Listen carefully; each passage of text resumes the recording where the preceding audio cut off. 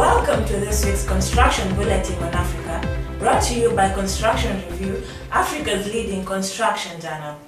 In this week's news, $24 million building for University of Nairobi in the offing. Johannesburg budgets $3.2 billion for infrastructure development. Harare Airport Road on course for completion in December. Lesotho Water Project approved. Uganda cattle farmers to construct modern abattoir. AFDB to commit $18 million for Somalia's reconstruction. Finally, Bank of Brazil to finance Maomba Major Dam in Mozambique. Welcome, I'm Yvonne Andiva. We begin our bulletin in Kenya, where the University of Nairobi has broken ground to pave way for the construction of a 22-story building at the cost of $24 million at the main campus. This initiative will accommodate increasing academic activities and administrative services. The groundbreaking ceremony was presided over by top management led by the Chancellor, Dr. Joseph Wanjuri. This follows a contract signed in mid-February by the university with China Wuyi Construction Company for the construction of the proposed tower. The architect for the project is Waweru and Associates, who won the project through an architectural design competition held in November 2011 in an exercise presided over by an international jury comprising various experts. According to the Vice-Chancellor, Professor George Magoha, the University of Nairobi is seeking to construct an ecologically sustainable building to house the top university administrators and several teaching facilities. The building will be world-class, particularly in its aesthetics and in its environmental design considerations. It is expected to meet stringent carbon footprint criteria, achieving close to 100% carbon neutrality. This is such a huge step by the university.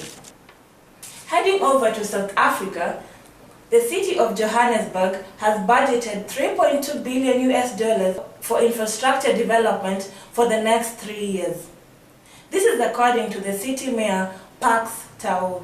He said this will form part of an ambitious public transportation development program dubbed Freedom Corridors, adding that over the decade they will introduce transport corridors connecting strategic nodes through an affordable and accessible mass public transit that includes both bus and passenger rail. He also said mixed-income housing, schools, offices, and community facilities will be erected along the corridors, and this will eradicate previous settlement patterns as well as slow the uncontrolled spread of informal settlements around the city. He added that Johannesburg will lead in South Africa and in Africa to link transport development with high-density housing and create viable, sustainable, and integrated communities. Over to Zimbabwe now. The managing director of Agur Investments, PVT Limited, this is the company constructing the Harare Airport Road, has said they hope to complete the dualization of the $80 million road this year. Van Black said a lot of unfair criticism had been lumped upon his company, which was doing its best to complete the complex project, adding that the company wants to complete the road this year, but this is dependent on the service providers, adding that upon completion of the project, people will be very proud, as they will now spend only 6 minutes to cover for the 30 minutes journey to the airport. In Lesotho, the $1.2 billion Phase 2 of Lesotho Highlands Water Project, LHWP, which will secure a continued supply of water for South Africa and hydroelectric power, has been approved in principle by the two countries. The project will be a boost for South Africa and Basotho construction and material supply companies and should create thousands of jobs.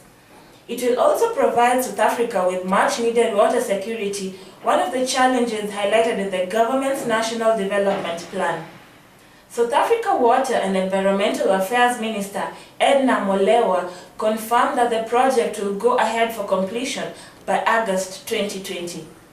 South Africa will bear the full $1.2 billion cost, sharply higher than the initial $957 million estimate that the Trans-Caledon Tunnel Authority would obtain funds from various financial institutions.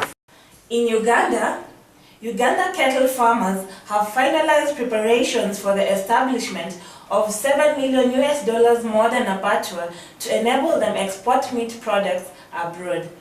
The farmers under the cooperative, the Uganda Meat Producers Cooperative Union, UMPCU Limited, have agreed to build an abattoir that meets international standards. They made the decision at their annual general meeting held at Uganda Manufacturers Association, Lugogo, recently.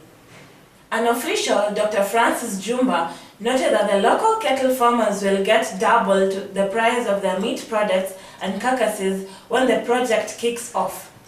He added that the farmers will be able to get better breed improvement as part of the benefits accruing out of a memorandum of understanding reached between the UMPCU Fresh Cuts and Top Cuts.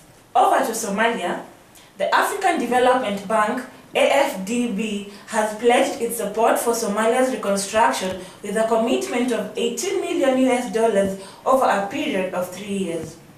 Donald Kaberuka, African Development Bank president, made the commitment during the closing day of a 2-day Somalia conference which concluded in London recently. Referring to an action plan presented by the Somalia government for 2013-2016, Kaberuka said AFDB will concentrate on whatever area the Somalia government considers priority, and that beyond the domain of public financial management, the bank considers the entire area of statistics and infrastructure planning as important. Kaberuka appealed for a rapid action on the process of assessing and clearing the country's external debt, estimated at $3 billion. He also called for the flexibility in support of Somalia. Finally, in Mozambique, the Bank of Brazil is to enter into an agreement with the government of Mozambique to finance the construction of the Maomba major dam that will provide drinking water for the Maputo metropolis. The project to build the dam on the Inkomati River is expected to cost $500 million and will provide water for drinking and irrigation in the greater Maputo metropolitan area. Director of the National Water Board, DNA, Susana Saranga, said they are in the final phase of negotiations for releasing the funds, and they will be in a position to lay the first stone in 2014 or 2015. Bank of Brazil has already funded the environmental impact study for the dam along the preliminary design, which together costs $8.5. Thank you for choosing to watch Construction Review News. For more news, the digital version of our print edition, a directory, and much more on the construction industry in Africa, please visit www.constructionreviewonline.com. Until next week, I'm Yvonne Adina.